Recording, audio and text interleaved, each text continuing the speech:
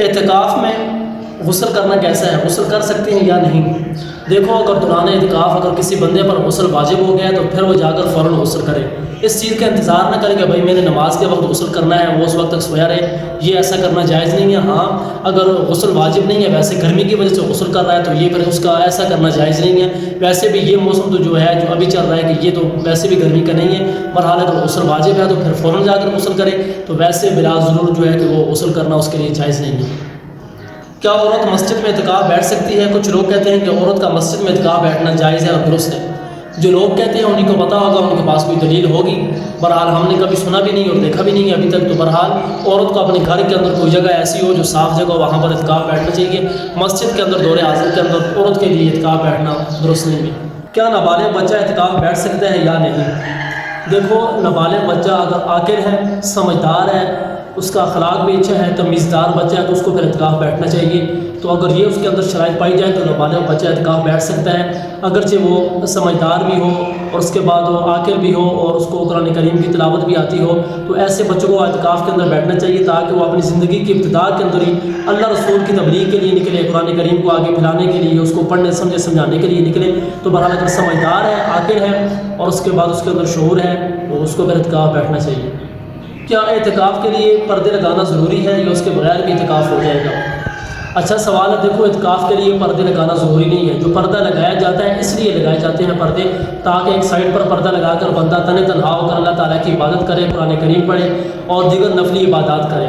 بہرحال اس دور حاضر کے اندر پردے لگے ہوتے ہیں، اندر لوگ اپنے اپنے موبائل کے اندر مصروف ہوتے ہیں اور گپیں شپیں چل رہی ہوتی ہیں۔ اس کے بعد سارا دن وہ اپنی نیند پوری کرنے کے اندر وہ مصروف رہتے ہیں، یعنی کہ سارا دن وہ اپنی نیند کے اندر رہتے ہیں اور دوست احباب بھی آ جاتے ہیں تو گپ شپ چلی رہتی ہے۔ بہرحال یہ کرنا نامناسب ہے، جائز نہیں ہے۔ پردے کے بغیر بھی اعتکاف ہو جائے گا۔ اور ایک بات ضروری ہے وہ یہ کہ دیکھو، جب آپ اعتکاف کے اندر بیٹھیں اور مسجدوں کے اندر جب پردے لگائے جاتے ہیں تو یہ ہوتا ہے کہ جب نماز کا ٹائم ہوتا ہے تو ایک طرف سے تو صف پوری ہوتی ہے، دوسری طرف سے آدھی ہو جاتی ہے، یعنی کہ صف کو وہ کاٹ دیتے ہیں درمیان میں سے، سائڈ سے۔ دیکھو، یہ کرنا گناہ ہے اور ناجائز ہے، ایسا بالکل نہیں کرنا چاہیے۔ جب نماز کا ٹائم ہو آپ پردوں کو اوپر کریں، اس کے بعد جب نماز ہو جائے اس کے بعد پھر آپ پردے کو نیچے کر سکتے ہیں۔ بہرحال جب نماز کا ٹائم ہو تو پردے سائڈ پر کرنے ضروری ہیں، کیونکہ یہ درمیان میں صف جو ہے وہ خالی رہ جائے گی تو پھر یہ گناہ ملے گا۔ اور اکثر مساجد میں یہی ہوتا ہے کہ وہ یعنی کہ پردے ویسے ہی رہتے ہیں تو لوگ سائڈ میں نماز پڑھ لیتے ہیں اور صف جو ہے آگے سے تھوڑی سی خالی رہ جاتی ہے۔ ایسا بالکل بھی نہیں کرنا چاہیے، بلکہ نماز سے وقت پردے کو اوپر کر لینا چاہیے۔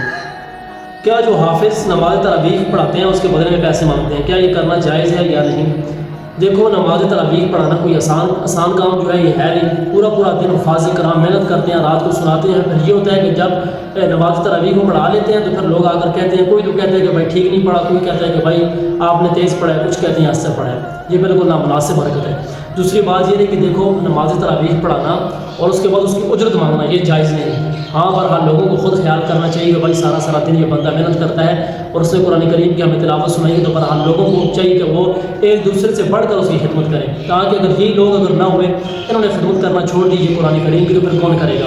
بہرحال مانگنا جائز نہیں ہے اور لوگوں کو چاہیے کہ وہ خود اس کام کے اندر ایک دوسرے سے بڑھ کر حفاظ کرام کی خدمت کریں۔ اگر میں نے ویسے بھی کہہ دیا کہ بھائی یہ جائز نہیں ہے تو تمام حفاظ کرام میں بھی حافظ ہوں، تمام میرے خلاف ہو جائیں گے۔ بہرحال مانگنا جائز نہیں ہے اور لوگوں کو چاہیے کہ وہ خود ایک دوسرے سے بڑھ کر اس کی خدمت کریں تاکہ یہ کام آگے بھی چلتا رہے۔